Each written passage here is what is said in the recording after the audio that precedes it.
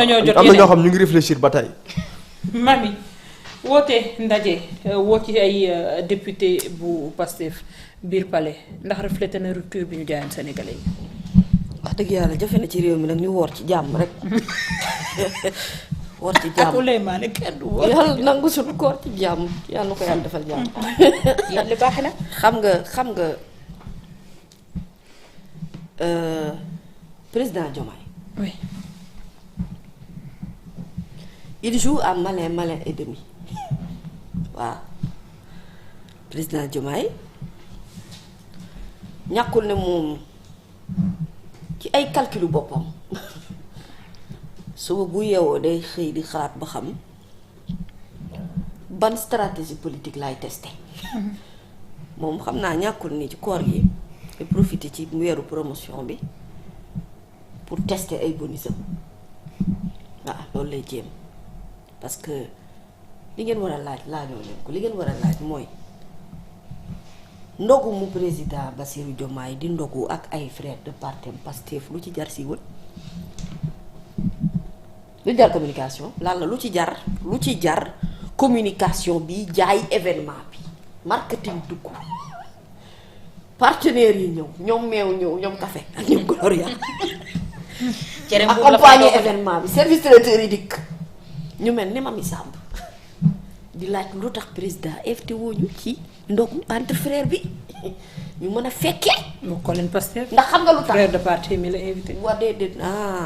jërëjëf nag koor léegi nag moom bu ma mayee 1 minute ci temps ma wax ko ne ko. palais de la république santul fay ni mu santee wutoon ci ay jamono Diouf Senghor Wade wala Sall palais de la république Sénégal la sant moom il n'est que hôte ci biir palais de la république hôte xam nga hôte mooy lan mooy gan goo xamante ne da nga fay ñëw diir nga fiy def bu sa diir jeexee dangay dem ce pays est une farce si on en arrive à un stade où aujourd'hui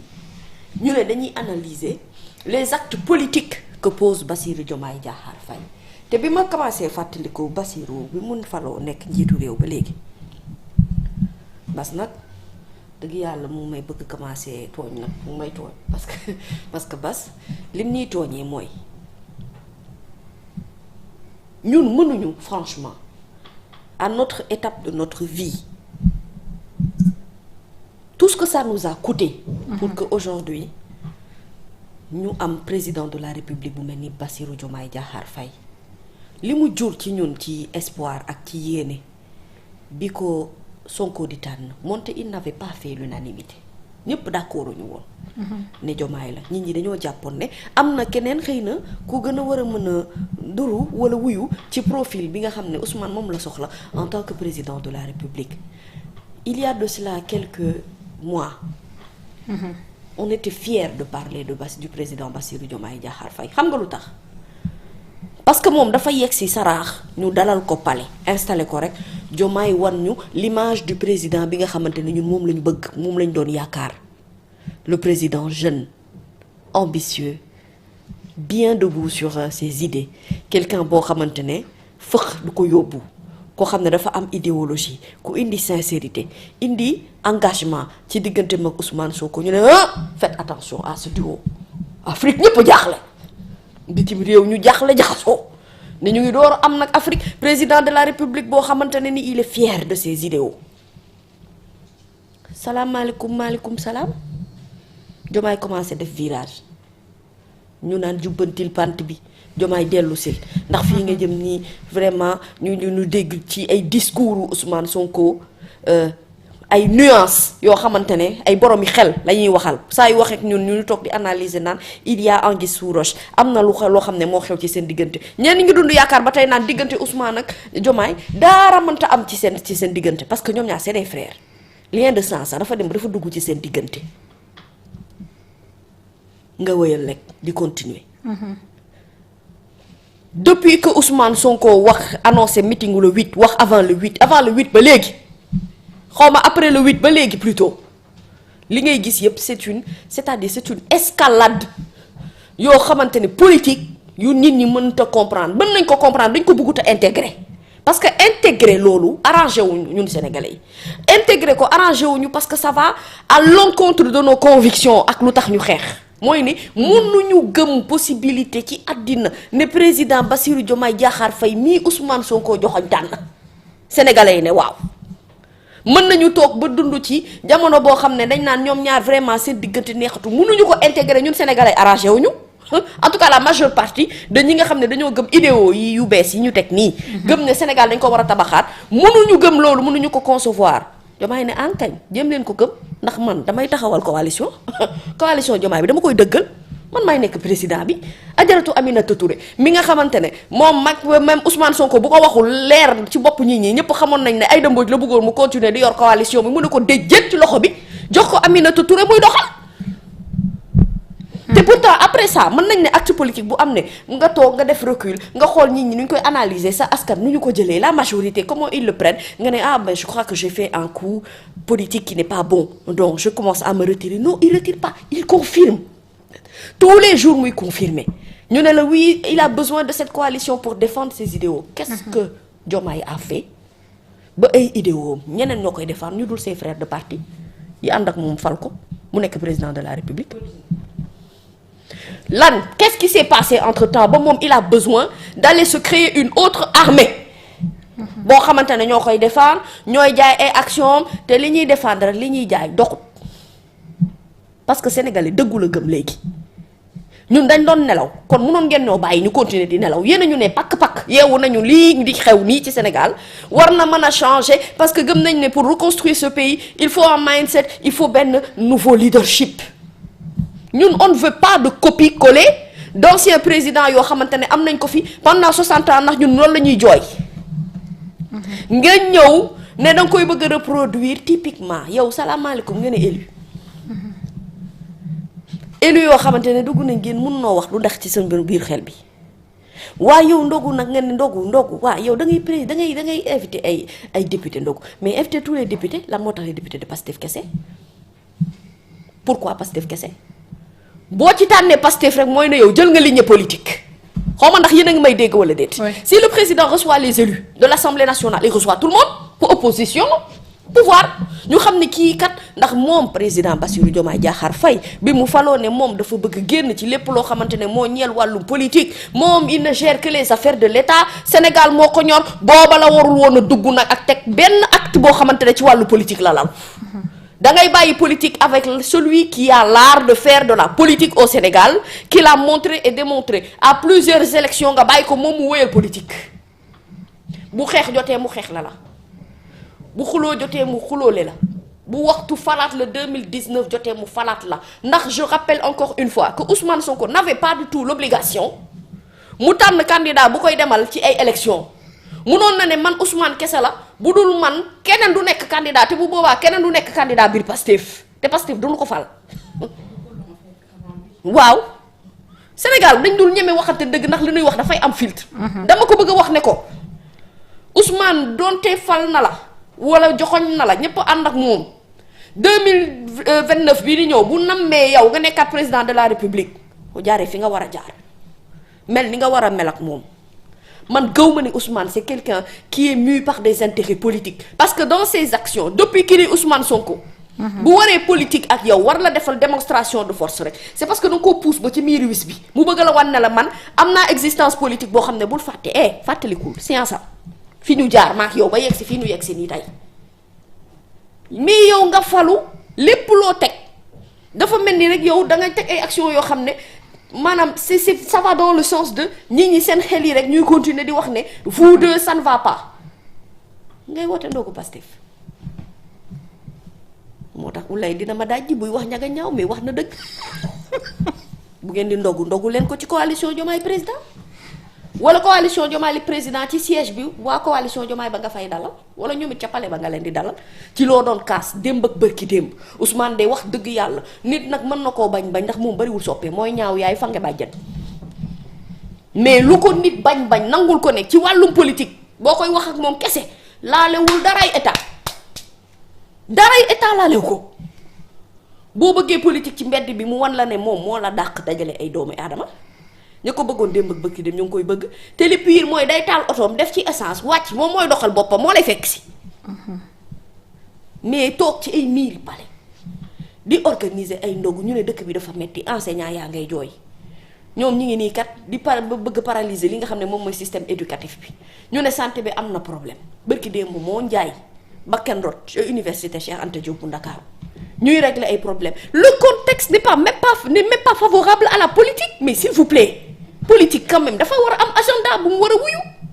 réew day am waxtu boo xam ne dañ cee war a politique am waxtu boo xam ne dañoo war a liggéey am waxtu boo xam ne dañoo war a tempérer fu mu ne nii nag jamono yi jël glace tëmbal def ci glacière yi xel yi jox sénégalais ñu naan foofu lañ toll et suñu xol yi tàng naa ndax réew mi même bu fekkente ne am na lu bari loo xamante ne yéen a ngi koy liggéey malheureusement c'est des détails comme ça qui viennent ñëw fekk lépp loo xamante ne bâtiment la bu nu tabax ba ci kaw wala en tout cas ñu ngi nekk en phase de construction saa waaye nga jël sa marteau di dóor bâtiment bi di effacé wu tout simplement parce que ñu ngi dundaat loo xamante ne ñun jàppoon nañ ne xeex nañ ko jeex na. Lui il croit que nous on a un problème avec lui on n'a pas de problème avec lui hein ba léegi nii ñun ñu ngi dundee yaakaar ni président Bassirou Diomaye Diakhar Faye président bu baax la ci Sénégal te wallahi dama ko gëm xam nga lu tax dama ko gëm ndax bu ñu dindee tout ce qui est aspect politique il y a pas de crise institutionnelle dans ce pays c'est-à-dire malgré leurs différends malgré ñu am problème malgré que ñu naan déggoon nañu malgré que lu ñu mën a constater ak mën a jàngat yépp mais réew mi mu ngi dox le président préside et le premier ministre mène les actions yi nga xamante ne moom la ko président de la République sant dans le cadre de la gouvernance ak luy doxal réew mi mais ñaar ñii ce duo là ils font un travail extraordinaire tous les jours que Dieu fait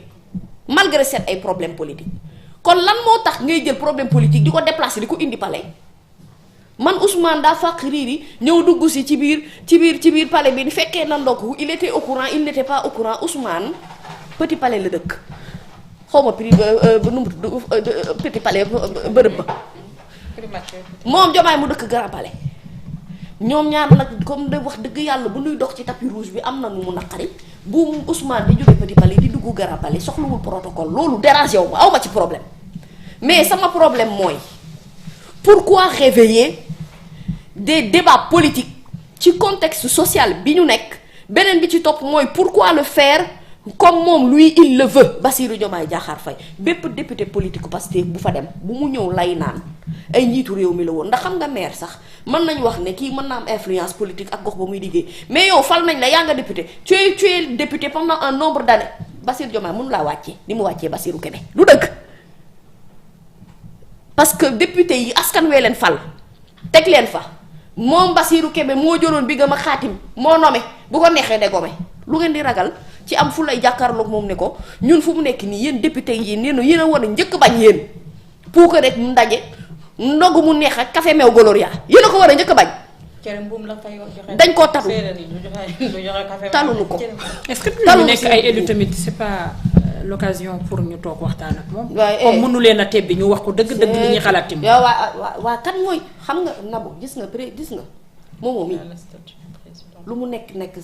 sa petit frère sa xarit bés bu nekkoon président de la république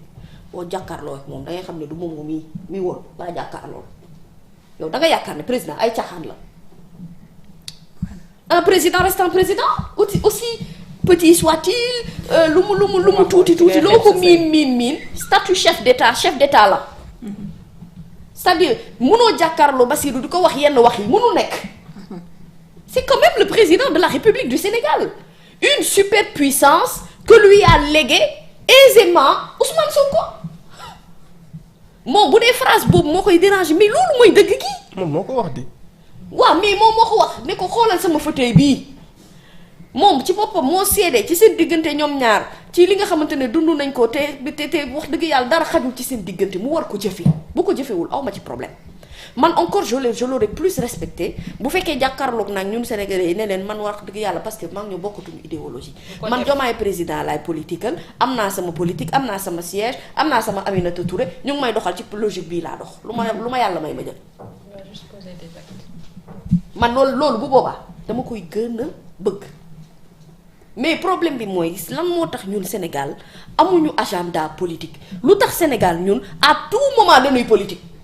ba bu nu waratu politique sax di politique climat social bi ñu nekkee nii moo àndul ak mbiri politique léegi nag bu ngeen nekkee palais di politique ñëpp toog ne leen yéen a ngi palais di politique te yéen a ne woon politique biir palais daf fee war a jeex. parce que technique politique biir palais kenn du ci kàppoo moom ku dul Alaaji Macky Sall dëgg yàlla te moom it am na fu mu ko jàngee ca baayam Macky Ablaye Wade yéen nag sax da ngeen amul daara lu ngeen laale ñii kon nag yéen seen attitude daara waru cee mën a nduroo ak loo xamante ne dañ koo dundoon ba noppi ñu bëgg leen nag du tere ñu wax leen dëgg. d'accord Ousmane Sonko moom bu demee ndogu ji tey ci député ndogu député bu kenn ne Ousmane nag daa demoo nag bu demul it bu kenn neen moom Ousmane gisoo leen ko mu communiqué am na paasam moo leen dàq politique téeméeri junni yoon bu muy politique xelam bii li ci nekk di xalaat. ba c'est-à-dire mën ngaa dajale fukki expert ak juróom-ñett pour ñuy ñëw di la xelal kese ñu fukki expert yooyu yëpp Ousmane boole leen lem ak yow sa xalaatu bopp politique lu amul fenn da koo mën te da koo maîtriser. kon député yi amul dara lu leen tënk lu war a mën a tax ñu naan non on a l'obligation d'y aller na invité ñëpp Aïssata Tall Sall Anta Babacar Ngomo yaa ngi dégg ñoom ñëpp ñu addu mbawoo ñu àndandoo dem ñu ne président kat wax dëgg yàlla assemblée nationale la dalal. man loolu laa d'accord waaye Pastef la dalal biir palais du dëgg du yoon. na bu wax na mooy fu jomaay jëm.